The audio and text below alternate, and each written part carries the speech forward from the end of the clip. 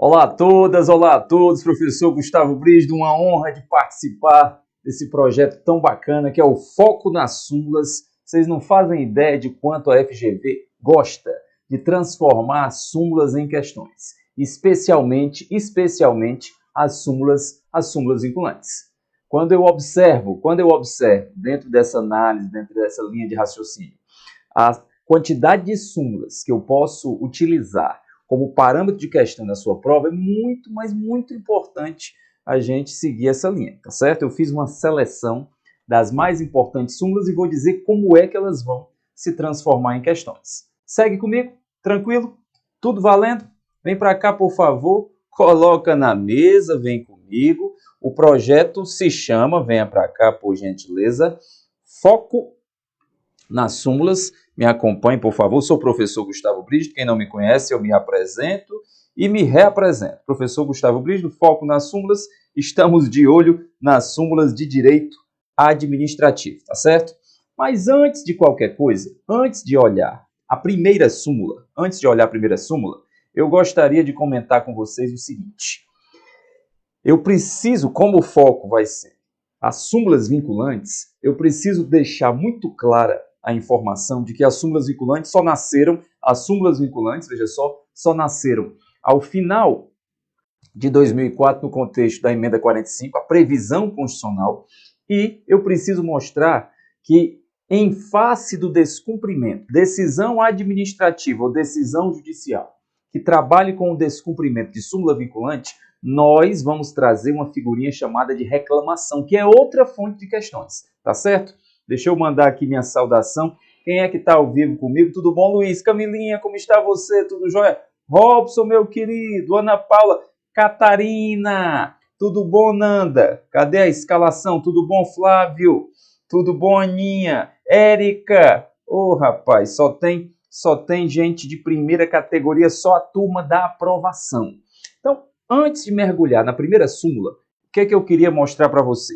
Me acompanhe, por favor. Olha o que eu queria mostrar para vocês. Venha para cá, por gentileza. Artigo 103A, parágrafo 3º da Constituição, que é o artigo das súmulas, tá? Mas eu peguei só o parágrafo 3º, que diz assim, venha para cá, por favor, que diz exatamente assim. Do ato administrativo ou decisão judicial que contrariar a súmula aplicável ou que indevidamente a aplicar, caberá o quê? Caberá reclamação ao STF que, julgando-a procedente, anulará o ato administrativo ou cassará a decisão judicial reclamada e determinará que outra seja proferida com ou sem aplicação da súmula, conforme o caso. Então, eu quero começar essa aula, veja só, viu, Nicole, viu, Vitor, viu, Edson, viu, Gabriele? Viu, Nayara? Eu quero começar essa aula dizendo que do ato administrativo ou da decisão judicial que contrariar a súmula vinculante, vai caber reclamação. E a reclamação não é um recurso. Reclamação é uma ação de natureza constitucional, tá certo? E eu queria deixar isso registrado com vocês. Venha comigo, por favor. Olha como está escrito, ó. Do ato administrativo, então, nós podemos ter um ato administrativo, nós podemos ter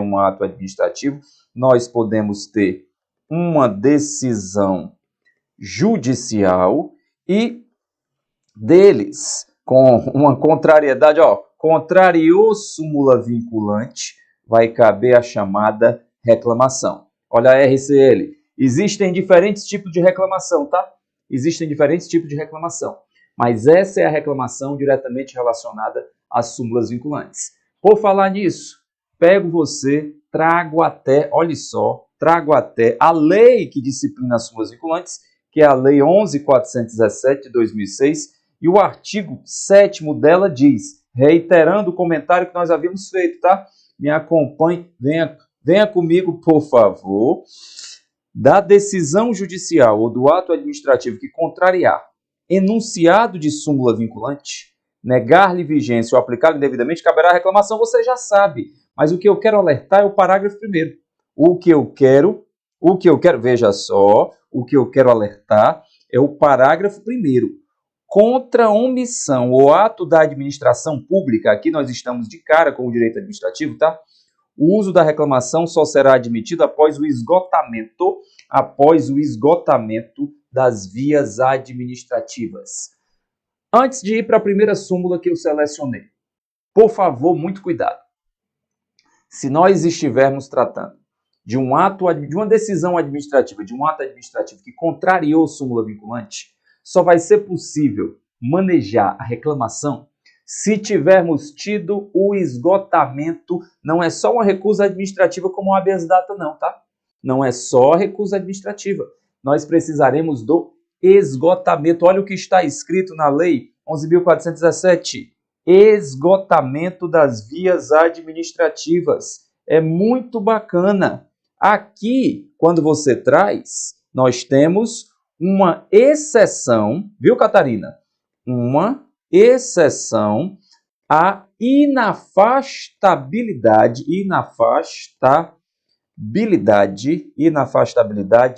de jurisdição. E onde é que está a inafastabilidade de jurisdição? No artigo 5º, inciso 35 da Constituição, aquele que diz que a lei não excluirá da apreciação do Poder Judiciário lesão ou ameaça a direito, tá? Lei não pode excluir da apreciação, mas aqui é uma exceção, como o habeas data é uma exceção, como a justiça desportiva é uma exceção, tá bom? Segue comigo na jornada, por favor. Venha para cá, por favor. Avança, avança. Primeira súmula que eu trago. Súmula vinculante número 3. Eu fiz a seleção das... É porque só de súmula vinculante nós temos 16 que podem ser cobradas na prova de direito administrativo. Uma prova que vai ter 6 questões, se quiserem, eles colocam quase todos os itens com texto de súmula vinculante. A súmula vinculante número 3 fala sobre os processos administrativos perante o Tribunal de Contas da União.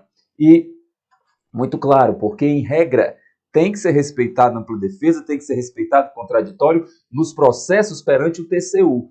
No entanto, para fins de apreciação da concessão inicial de aposentadoria, reforma ou pensão, não haverá necessidade de ampla defesa e contraditório, porque simplesmente se trata de apreciação inicial de aposentadoria, reforma e pensão. Você já sabe qual é o comentário que eu vou fazer em seguida, né? Mas antes, vem com a súmula número 3. Vem com a súmula, veja aqui, por favor. Vem com a súmula número 3, por favor. Nos processos perante o TCU, onde é que isso entra? Controle da administração pública, tá?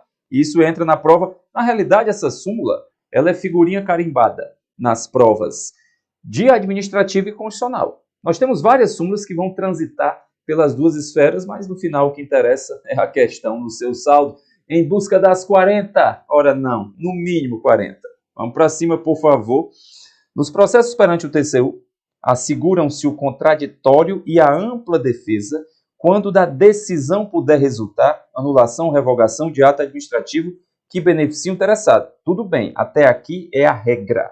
Até aqui, vou até puxar uma setinha, na realidade, daqui para trás, né? Daqui para trás, eu tenho a regra. Mas o restante, ó, excetuada a apreciação da legalidade de concessão inicial de aposentadoria, reforma e pensão. Porque já tem que ser do conhecimento, de todos vocês, por favor, veja só, já tem que ser do conhecimento de vocês que, por exemplo, o ato de aposentadoria é classificado como um ato administrativo complexo. O ato administrativo complexo é um ato, escute o que eu vou dizer, o ato administrativo complexo, você tem, segundo o Supremo Tribunal Federal, um só ato a partir de diferentes manifestações de vontade. Um servidor público federal, por exemplo. O servidor público federal, ele, na entrada no seu processo de aposentadoria, perante, por exemplo, a Receita Federal, e esse processo é encaminhado para o TCU, para que o TCU faça a aferição.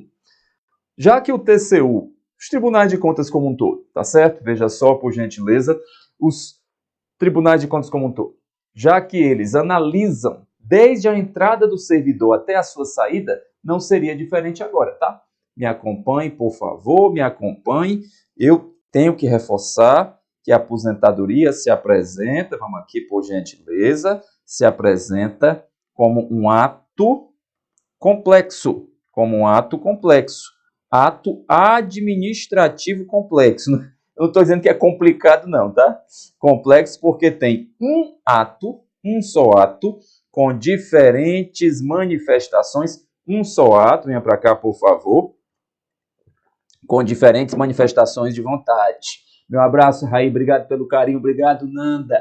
O Marcos me pergunta, professor, processo administrativo previdenciário também é uma exceção ao princípio da inafastabilidade de jurisdição? Também, de certo modo, Marcos. Perfeita comparação, tá certo? Veja só, um ato com diferentes manifestações de vontade e a manifestação do Tribunal de Contas entra nesse cenário. Olha o que eu quero mostrar para vocês. Vamos beber da fonte? Vamos ao texto constitucional, artigo 71, um dos mais importantes artigos para a sua prova, certo? A sua prova ela vai ser contagiada, veja só, com o artigo 71. O inciso 3º fala especificamente do tema que a gente está abordando agora. Vem comigo, por favor. Olha as competências do Tribunal de Contas da União. Vamos, Luiz. O controle externo a cargo do Congresso Nacional será exercido com o auxílio do TCU, ao qual compete. Olha a lista, por gentileza.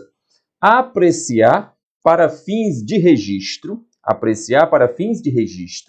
a legalidade dos atos de admissão de pessoal a qualquer título na administração direta e indireta, incluídas as fundações instituídas e mantidas pelo poder público, excetuadas as nomeações para cargo de provimento em comissão, bem como as concessões, olha só, de aposentadorias, reformas e pensões, ressalvadas as melhorias posteriores que não alterem o fundamento legal do ato concessório. Então já está previsto no texto constitucional,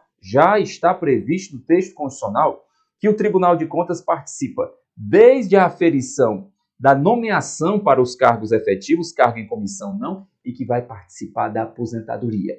O problema é que a participação dos tribunais de contas para fins de aposentadoria, ela vinha sendo muito demorada, muitas vezes chegando a uma década. Agora não.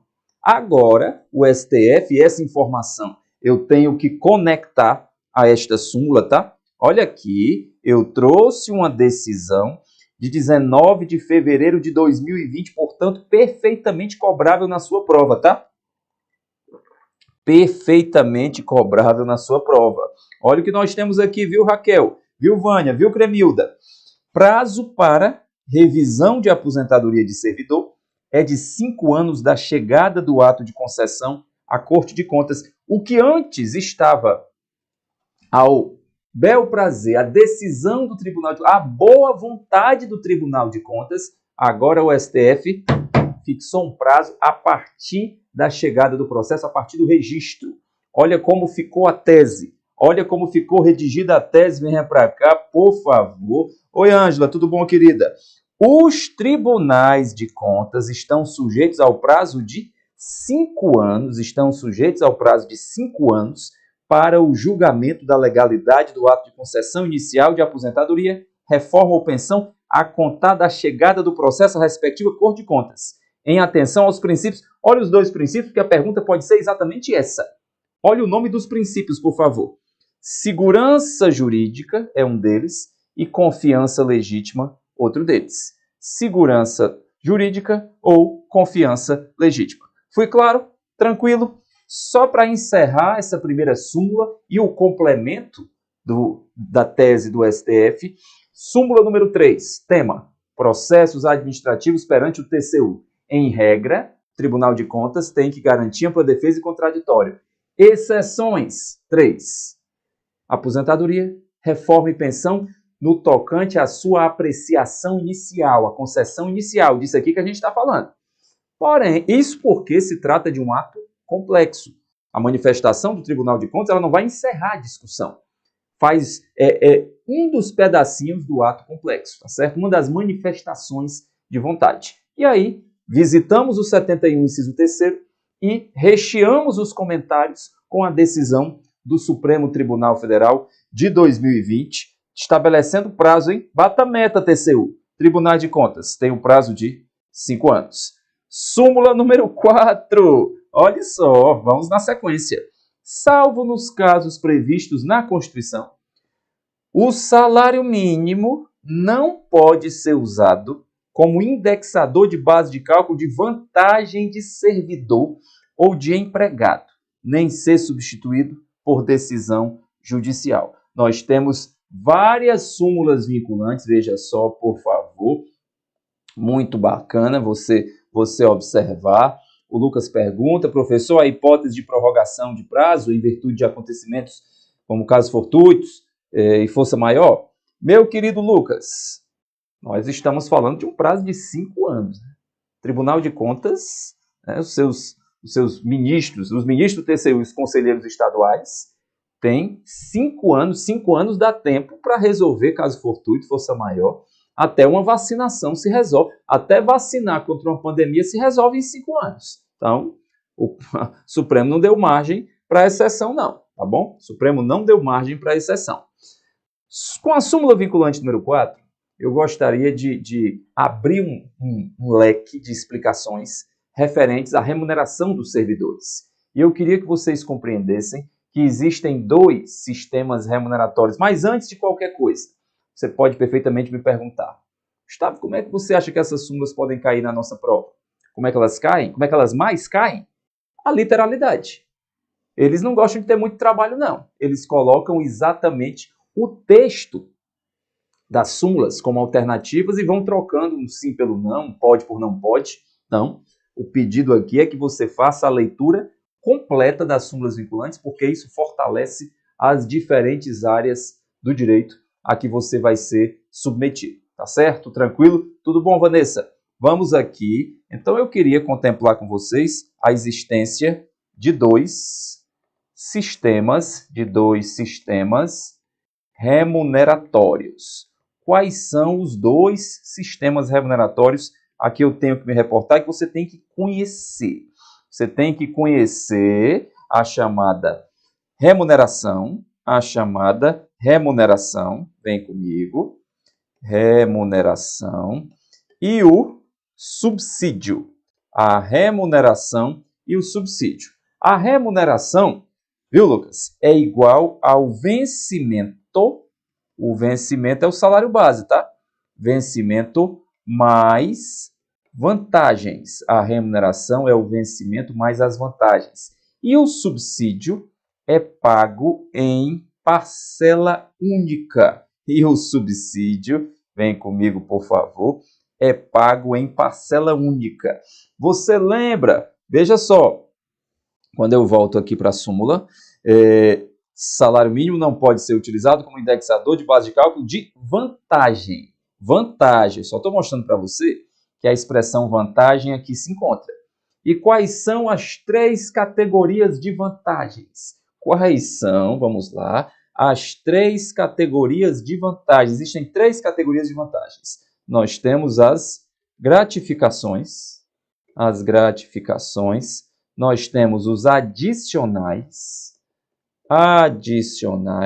e nós temos, perdão, passei muito, e nós temos as indenizações.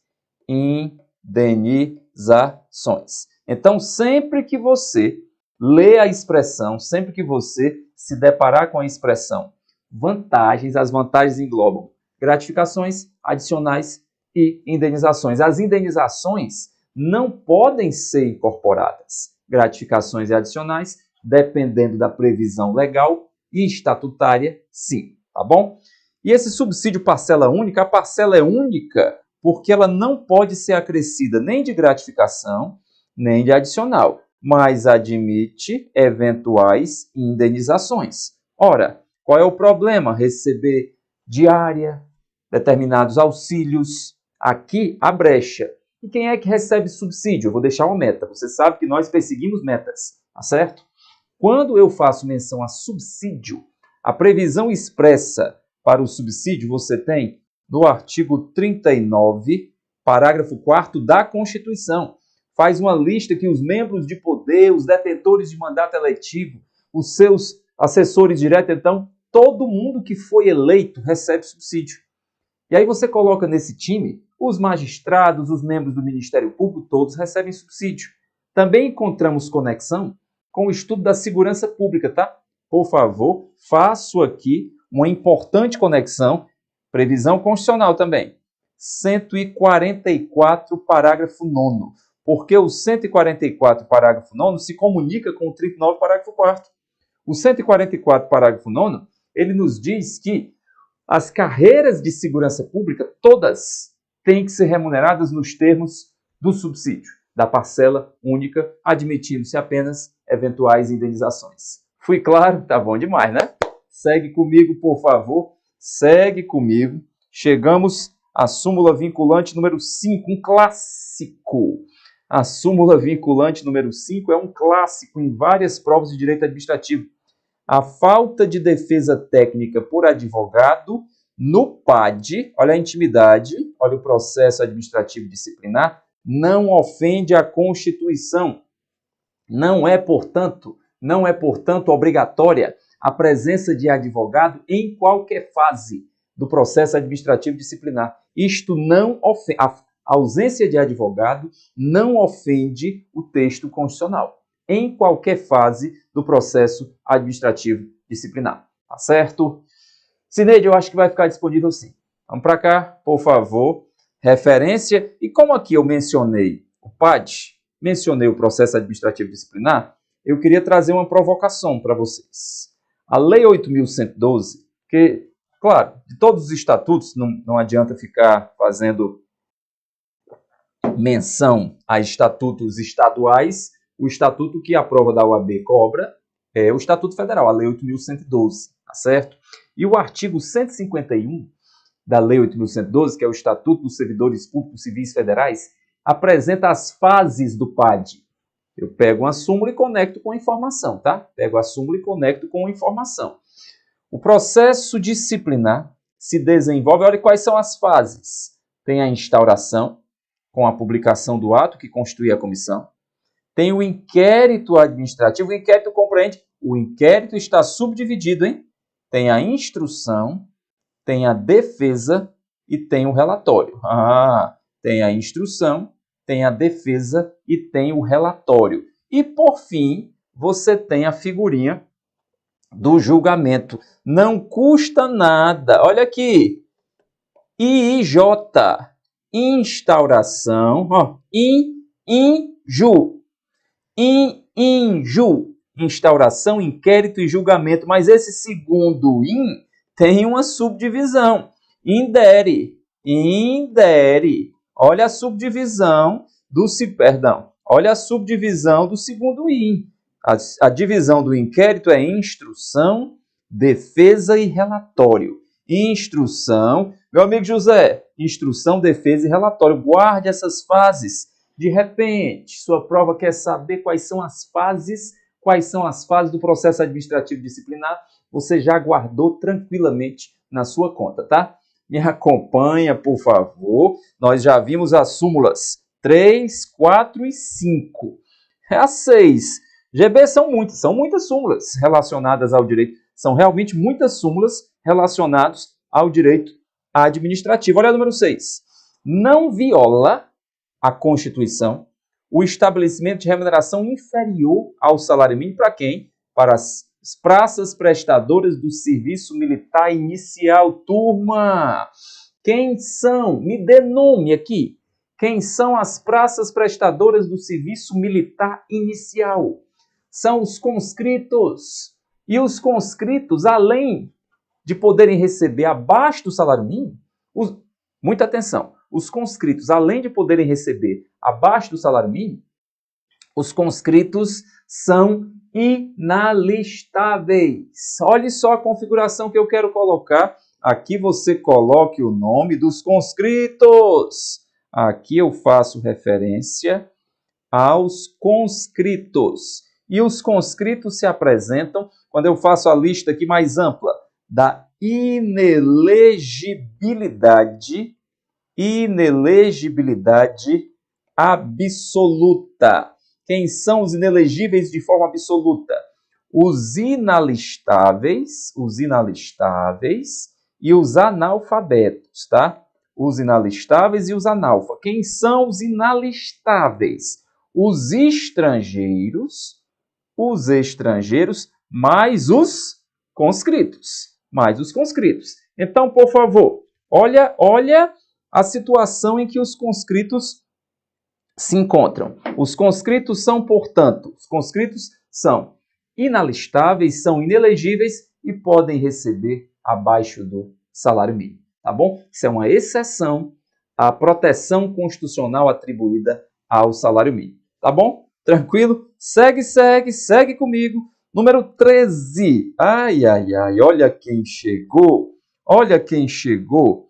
A famosa súmula vinculante número 13. Aquela em que você identifica o terceiro grau, a nomeação de cônjuge, companheiro ou parente em linha reta colateral ou por afinidade até o terceiro grau, inclusive da autoridade nomeante ou de servidor da mesma pessoa jurídica investida em cargo de direção, chefia e assessoramento para o exercício de cargo em comissão ou função de confiança ou ainda de função gratificada na administração pública direta e indireta em qualquer dos poderes da União, Estados, DF e municípios, compreendido o ajuste mediante designações recíprocas. Viola a Constituição. Por favor, é a chamada vedação ao nepotismo. O nepotismo está proibido. O nepotismo está proibido em relação aos cargos administrativos. A súmula vinculante número 13, ela não alcança, os cargos políticos, tá? Aqui nós só tratamos dos cargos administrativos, são os assessores. Do prefeito, do governador, do presidente. Então, o prefeito pode nomear os seus irmãos, que são parentes de segundo grau, né, como secretários municipais. Mas ele não pode nomear os irmãos como assessores municipais. Entendeu? Tranquilo? Então, você vai trabalhar que a súmula número 13, ela se apresenta como a vedação ao nepotismo, e você observa com muita clareza, na tônica da vedação ao nepotismo, você tem, no âmbito da vedação ao nepotismo, os parentes até terceiro grau. Não confunda, por favor, o terceiro grau da vedação ao nepotismo com o segundo grau das inelegibilidades. Não confunda o terceiro grau da vedação ao nepotismo com o segundo grau das inelegibilidades. E aproveito para lembrar, essa súmula, pelo entendimento atual do STF, só se aplica aos cargos administrativos. A súmula número 13 apenas, vamos aqui, ou melhor, vou dizer assim, ó, não se aplica aos cargos políticos. Não se aplica aos cargos políticos. Tá certo? Tranquilo? Muito bem. O Marcos pergunta, nomeações recíprocas é o nepotismo cruzado, Marcos? Isso? Eu nomeio os seus, você nomeia os meus e a gente tenta burlar. A súmula número 13. Previram também a vedação ao nepotismo, cruzado. E eu queria que vocês anotassem aqui com muita clareza o coração da vedação ao nepotismo. Eu vou escrever aqui com muito cuidado o princípio da moralidade. Claro, além de vários outros princípios, tá? Mas antes de mais nada, o Supremo Tribunal Federal considera que a prática do nepotismo é um ato imoral. Tá certo? Tranquilo? O princípio da moralidade é atingido na essência com a prática do nepotismo. Avance comigo. Súmula número 15. Olha o teor da súmula número 15. O cálculo de gratificações e outras vantagens do servidor público não incide sobre o abono utilizado para se atingir o salário mínimo.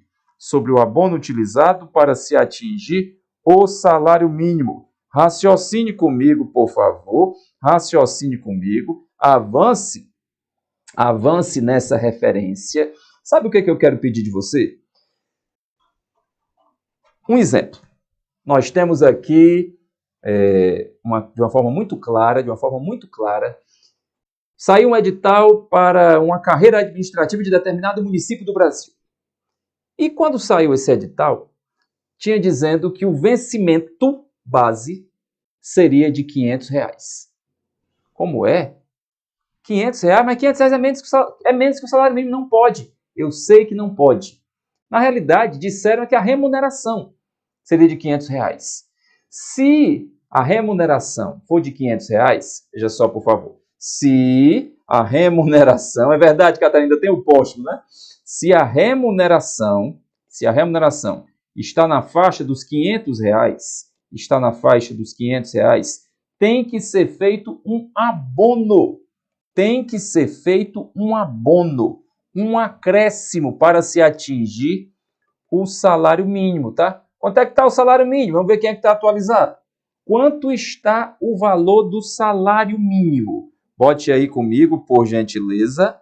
Salário mínimo. Bora, estou esperando vocês me dizerem quanto é que está o salário mínimo de R$1.100. O salário mínimo está R$1.100. Quanto é que vai ser o abono? O abono vai ser de R$600. E o que é que isso tem a ver? Eu te explico. Naquela ilustração que eu fiz há pouco, que é assim, ó, remuneração é igual ao vencimento mais as vantagens. E nós dividimos as vantagens em gratificações, adicionais e indenizações. E daí que eu vou te mostrar agora o seguinte, olha o texto. O cálculo de gratificações e outras vantagens do servidor não incide sobre o abono utilizado para essa. Então, o servidor vai receber uma gratificação de desempenho.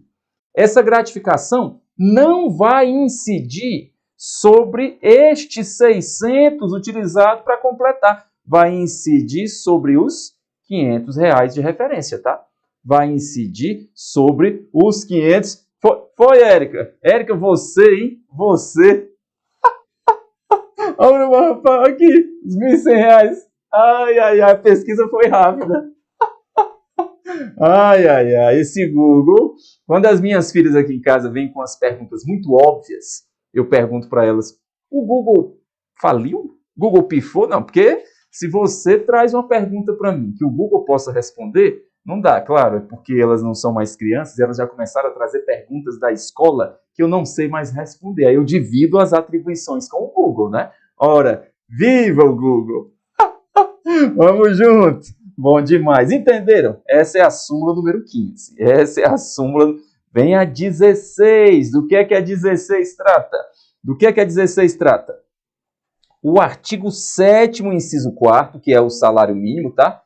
E o 39, parágrafo 3º, que são os direitos dos servidores que coincidem com os dos trabalhadores, no artigo 7º, referem-se ao total da remuneração percebida pelo servidor público.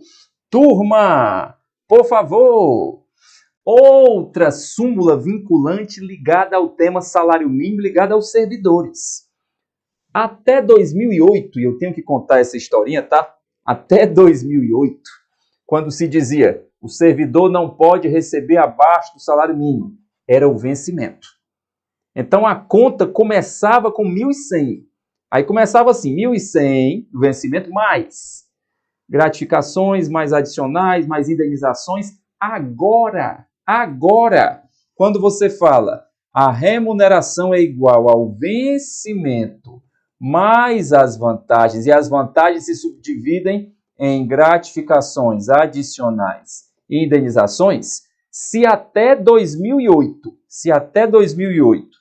o 1.100 começava aqui, agora esquece, soma tudo, e se a soma de tudo der 1.100, isso já está respeitando o texto constitucional. Isso já está respeitando. Você entendeu? Então é o total da remuneração percebida quando se diz o servidor não pode receber abaixo do salário mínimo. Isso é uma previsão atrelada ao somatório do vencimento com todas as vantagens. Entendeu? Tranquilo? Muito bem.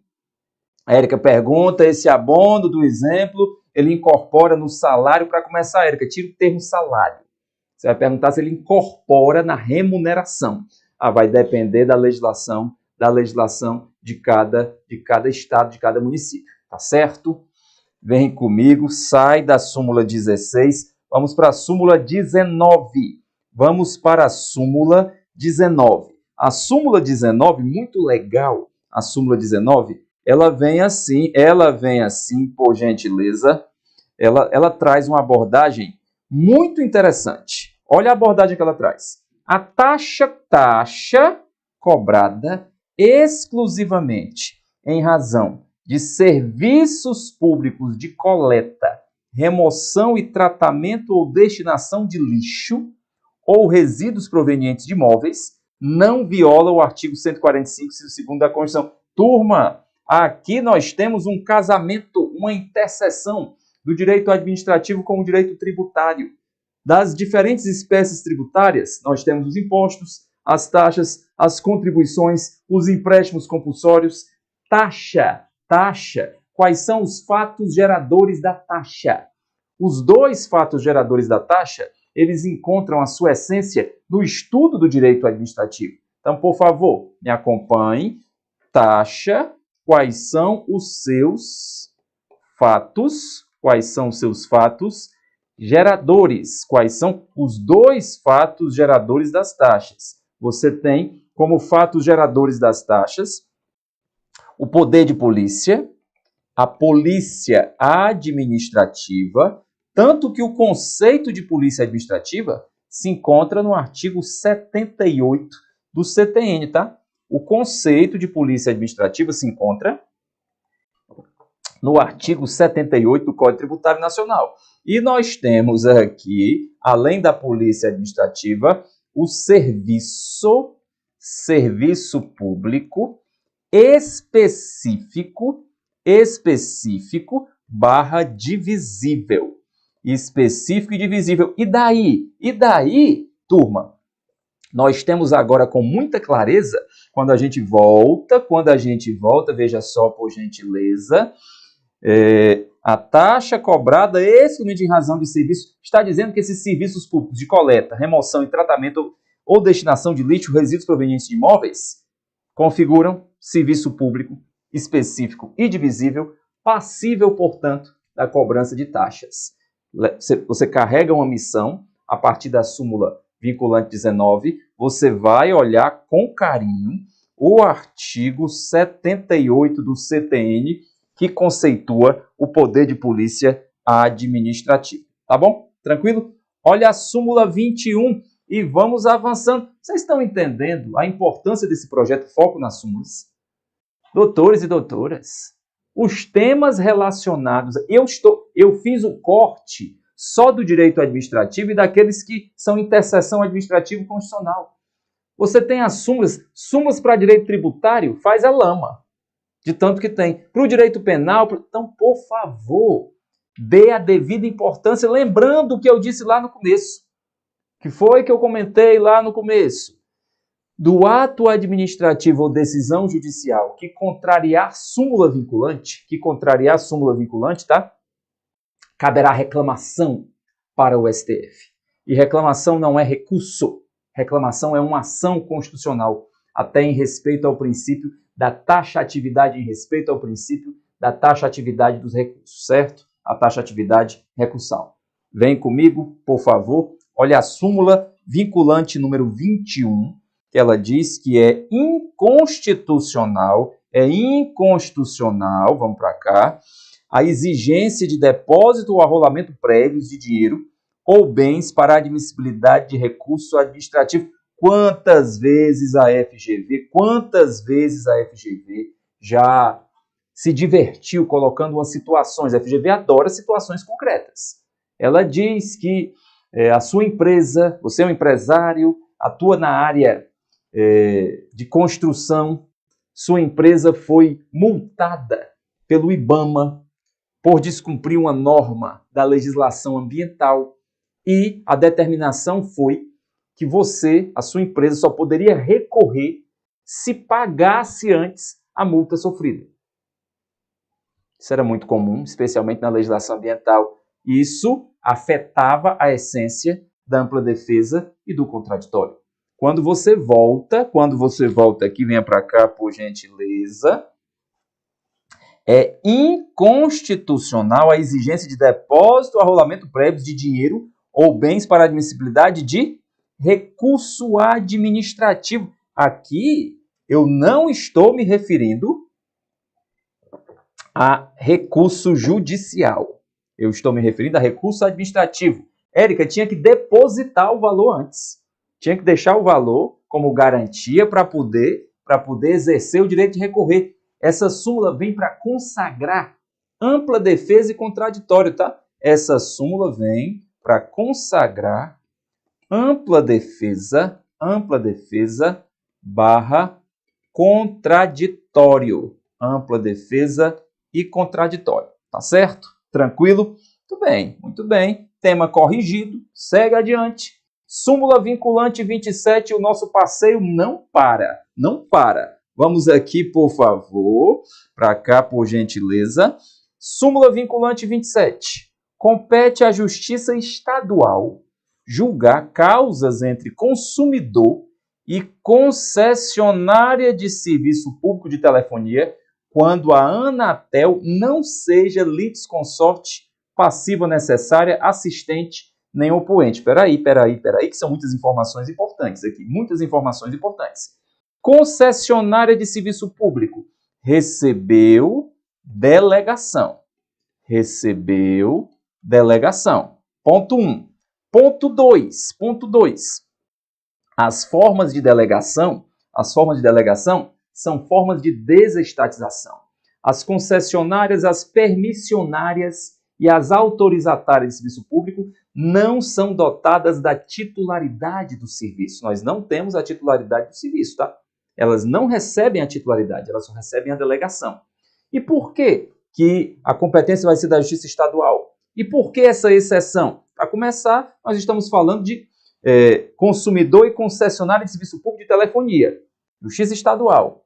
Mas por que muda para a Justiça Federal com a chegada da Anatel? Porque a Anatel é nacional. A Anatel, venha para cá. A Anatel é uma agência reguladora. Agência nacional é uma agência reguladora. Com previsão constitucional. Estamos diante do artigo 21, inciso 11 da Constituição. Compete à União, olhe o diálogo com o tema da organização do Estado, compete à União prestar os serviços de telecomunicações, admitindo-se delegação por meio de concessão, permissão ou autorização. E a previsão também de um órgão regulador. O que se chama de órgão regulador, lá no inciso 10 do 21, é a Anatel, que claro que não é órgão, é uma autarquia. Agências reguladoras são autarquias. A expressão autarquia especial é mais abrangente. Tem como uma de suas categorias as agências reguladoras. Nós colocamos aqui em destaque, veja só, agência reguladora, setinha, autarquia especial.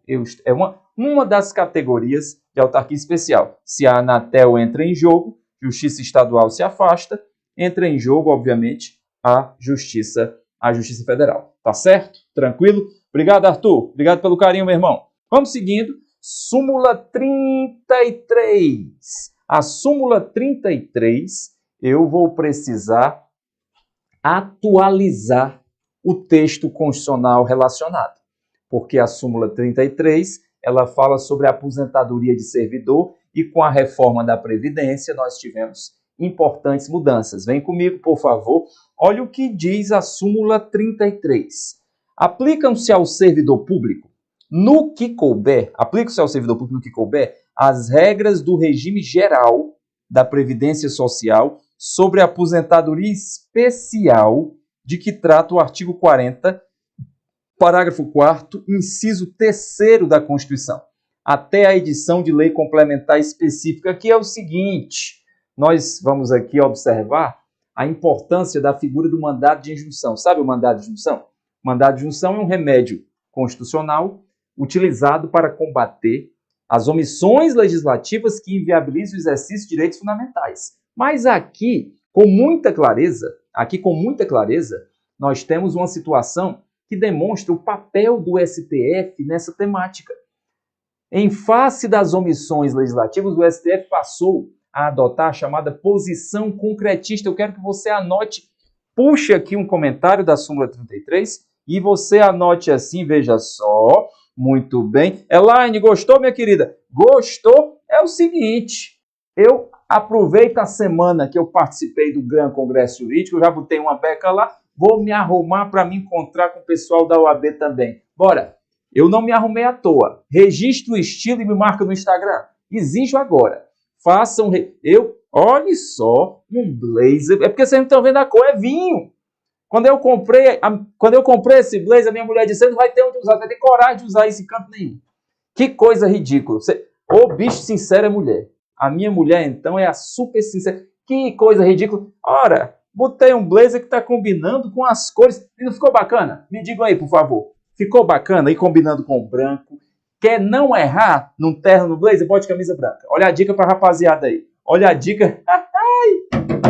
Vamos para cá. Me acompanhe, por favor. Você vai colocar aqui efeito concretista. Vamos aqui, por favor. Nós temos efeito concretista. Venha comigo, por gentileza. Efeito concretista no combate às omissões. Efeito concretista no combate às omissões legislativas. As omissões legislativas, está valendo? Ora, não está. Vamos para frente. Vamos seguindo, por favor. Rapaz, obrigado. Eu vou pedir até para, assim que eu sair, eu acho que vai ficar aberta essa aula, porque vai minha mulher olhar o chat. Aprovaram. Obrigado. Tchê, tchê, tchê, tchê, a elegância do GV. Tchê, tchê, tchê, tchê. Desculpa. O que é esse efeito concretista? Por analogia, está mandando usar outra legislação. Aplicam-se ao servidor público no que couber as regras do regime geral. Usa o regime geral enquanto não houver a regulamentação da previsão do regime próprio, tá? Tranquilo? Camila, você ganhou 10 questões agora. Só por mencionar o Richard Gere nos bons tempos, hein? Vamos lá. Olha o que eu trouxe para vocês. Alerta geral. O texto constitucional mencionado na súmula mudou. Gustavo, foi antes do meu edital? Mudou em 2019, com a reforma da Previdência. Vocês têm meta. Vocês sabem que eu trago metas, tá? Veja cá, por favor. Vamos aqui, por gentileza. Vamos aqui. Olha o artigo 40. Olha a quantidade de mudança. Mudou o parágrafo 4º, trouxe o parágrafo 4º A, o parágrafo 4º B, o parágrafo 4º C e mudou o parágrafo 5º. São aqueles que têm direito, veja só, por favor. Levante o astral, Camila, por gentileza. Alegria. Turma, nós temos que encontrar alegria nas mínimas situações. Já basta o tanto de coisa que nos puxa para baixo. Nós temos que transmitir alegria, paz, tranquilidade uns para os outros. Tá certo? Então, volto já a esses comentários no fim da aula. Mas aqui, olha a meta. Quando eu volto aqui, por favor. Olha o parágrafo 4º. É vedada a adoção de artigo 40 da Constituição, tá? De requisitos ou critérios diferenciados para a concessão de benefícios em regime próprio de previdência social. Olha as ressalvas. Parágrafos 4º A, B, C e 5º. São as exceções, são as novas aposentadorias. As novas aposentadorias especiais. As novas aposentadorias... As novas aposentadorias especiais, tá certo? Parágrafo 4º A, 4º B, olha o 4º A. Poderão ser estabelecidos por lei complementar do respectivo ente federativo idade e tempo de contribuição diferenciado para a aposentadoria de servidores com deficiência. Olha só, aqui a previsão da deficiência. Olha o 4º B. Poderão ser estabelecidos por lei complementar do respectivo ente federativo idade e tempo de contribuição diferenciados para a aposentadoria de ocupantes de cargo de agente penitenciário, agente socioeducativo. Olha as carreiras de segurança pública aqui. Olha as carreiras de segurança pública. Muito cuidado. Parágrafo 4º B. 4º C. Poderão ser estabelecidos por lei complementar do respectivo ente federativo idade e tempo de contribuição diferenciados para a aposentadoria de servidores cujas atividades sejam exercidas em efetiva exposição a agentes químicos, físicos e biológicos prejudiciais à saúde. Está vendo? E o parágrafo 5º, olha a figura do professor. Olha o professor. Entendeu? Entendeu? Vamos para frente, vamos para frente. Meninas, deixa quieto.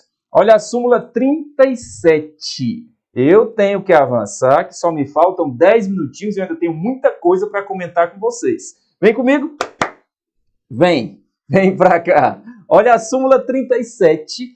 Não cabe ao judiciário, ai demais, hein? Não cabe ao judiciário, que não tem função legislativa, aumentar vencimentos de servidores sob fundamento de isonomia. É muito comum, tá, pessoal? Muito comum você observar ações, demandas judiciais querendo... Não, a polícia... Vou dar um exemplo clássico, tá? A Polícia Civil do Distrito Federal, a Polícia Militar do Distrito Federal, os bombeiros, as carreiras de segurança pública do Distrito Federal recebem mais que as carreiras de segurança pública dos outros estados. Por quê? Quem banca tudo isso é a União. Quem banca tudo isso é a União, tá?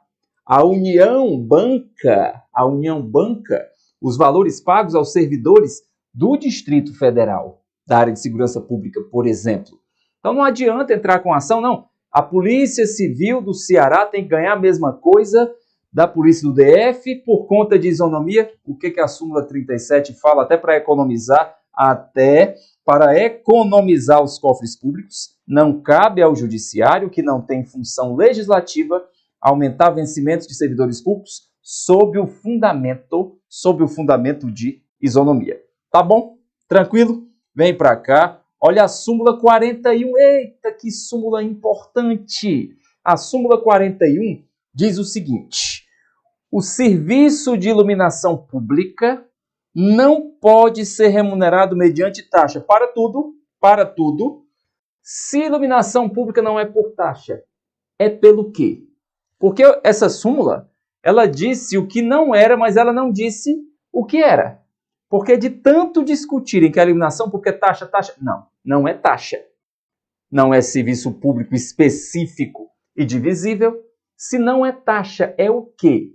Estou aguardando vocês encherem o chat, tá? Venha para cá, por favor. Olha aqui. Não é mediante taxa. É mediante o quê? Não é mediante taxa, é mediante o quê? A Érica já deu um show, contribuição. Ó. Tem nem graça, né, Érica? Olha aqui. O artigo 149A da Constituição. O artigo 149A da Constituição. Os municípios e o DF poderão instituir contribuição na forma das respectivas leis para o custeio do serviço de iluminação pública. Então, por favor, é a famosa CIP. O que é a CIP? Nada mais que a contribuição de iluminação pública, tá? É a contribuição. Qual CIP isso, Érica? Também. Contribuição de iluminação pública. Isso cai na prova de tributário, isso cai na prova de administrativo, isso cai na prova de constitucional. Esse artigo é 3 em 1, é tributário, é administrativo e é constitucional. Tá bom? Tranquilo? Vem. Súmula 42. Riquíssima súmula 42. Vamos lá? O que diz a súmula 42? É inconstitucional a vinculação do reajuste de vencimentos de servidores estaduais ou municipais a índices federais de correção monetária. Turma, a matriz do artigo 37 já ensina que não se admite vinculação nem equiparação de espécies remuneratórias. Nem vinculação, olhe só, por favor, nem vinculação, nem equiparação. Vem cá, por favor. Ô, Franco, abacatada eu gosto, hein? Com leite, né? Com leite, é isso? Pastelzinho de carne ou de queijo? Já aceitei, hein? Por favor, nem vinculação, nem equiparação. Nem vinculação, nem equiparação. Tá certo? Tranquilo? Avança. Olha o que se apresenta. A súmula 43. Eu queria pedir a vocês o seguinte. Viva o pós-aula, tá? Viva o pós-aula. Viva o pós-aula. Turma, vocês não podem ignorar essa quantidade de súmula vinculante que eu selecionei. Não, você tem que pegar o materialzinho que está à disposição e assistir com toda a atenção. Você tem que ler, você tem que revisitar. E A missão é visitar logo todas as súmulas vinculantes, tá? O que é que eu fiz aqui já na reta final e antes de analisar essa súmula? O que é que eu fiz? Como eu não trouxe nenhuma do STJ, eu localizei um material lá, viu, Marcela? Viu, meu amigo Márcio Nunes? Eu localizei um material lá no site do STJ, em que o STJ organizou um e-book com as principais súmulas do STJ separadas por assunto.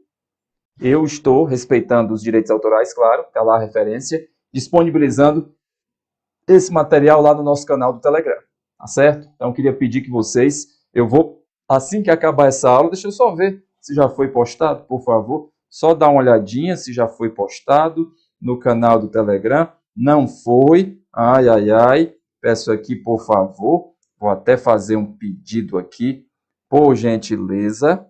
Pode postar, meu querido, por favor, o e-book das súmulas do STJ no canal do Telegram. Já estou falando para as crianças aqui no chat, tá certo? Obrigado. Veja só, então, disponibilizar. Bote aí, meninas, por gentileza, bote o nosso canal do Telegram aí no chat, por favor. Vem comigo. Olha a súmula 43. É inconstitucional toda modalidade de provimento que propicia ao servidor investir-se sem prévia aprovação em concurso destinado ao seu provimento em cargo que não integra a carreira na qual anteriormente investido. Meu Deus, isso era característico, Muito bem, meu filho. Rapaz, a turma não brinca não, já botou foi o canal aí. Obrigado, meu querido Edson. Show. Olha, nós temos a previsão de que era muito comum antes da Constituição de 88, as pessoas ganhavam cargo público de presente, tá? Acredito em vocês são muito jovens, vocês não sabem, mas antes da Constituição de 88, em campanha eleitoral, se dizia: você vai virar escrivão de polícia, você vai virar agente, vai virar inspetor e depois você vira delegado. Todo mundo tinha feito nem concurso, aí depois o sujeito ia dormir escrivão da delegacia, acordava delegado. Não pode mais, tem que respeitar as formas, tem que respeitar, show de bola, tem que respeitar as respectivas formas de provimento. Acabou de ser postado, ó. Top. Já está no Telegram, viu? Já está no Telegram, em tempo real. Obrigado, meu filho. Olha a súmula 43. E por falar em provimento, olha para onde eu trouxe você. Eu trouxe você para 8.112 de novo. O artigo 8º que fala das formas de provimento. São formas de provimento de cargo. A nomeação é a única forma, vem comigo, de provimento. A nomeação é originária, tá certo? E todas as outras formas de provimento são provimento derivado. Provimento, venha para cá, por gentileza. Provimento derivado. Aqui são provimentos derivados. Promoção, readaptação, reversão, aproveitamento, reintegração e recondução. Tá bom? Tranquilo? Muito bem. Súmula 44, belíssima e importante súmula. Somente por lei se pode sujeitar a exame psicotécnico, habilitação de candidato a cargo público. Não pode ser uma previsão apenas do edital, se não estiver na lei da carreira. Tem que ser uma previsão legal. Isso, no diálogo até com o direito constitucional, é o que nós chamamos de reserva legal. Veja só, por favor, é o que nós chamamos de reserva legal. Reserva legal, tá bom? Então, se tiver apenas no edital, não pode. Tem que ter a previsão legal. Tá aqui o canal do Telegram. Tá aqui o perfil do Instagram. Segue lá o professor, por favor. E a palavra de Deus para encerrar a nossa aula, agradecendo aqui o privilégio de poder entregar o meu melhor para cada um de vocês. Estava lendo a palavra de Deus hoje, a passagem de João que mostra a cerimônia do lava-pés. Meu Deus, se o próprio Jesus lavou os pés dos apóstolos, você quer maior exemplo de humildade, de simplicidade? Então, por favor, turma, vamos baixar a nossa bola. Nos diferentes aspectos, nas relações sociais, nas relações familiares, a humildade é um ingrediente do bem viver. A humildade, ela é a graciosidade das virtudes.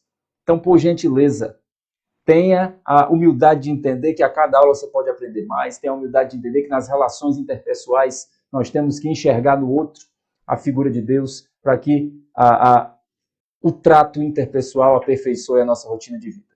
Então, deixo aqui para vocês o Salmo 90, Salmo 91, determinadas Bíblias. Podem 1000 cair à sua esquerda e 10.000 à sua direita, mas na graça de Deus, nenhum de nós haverá de ser atingido.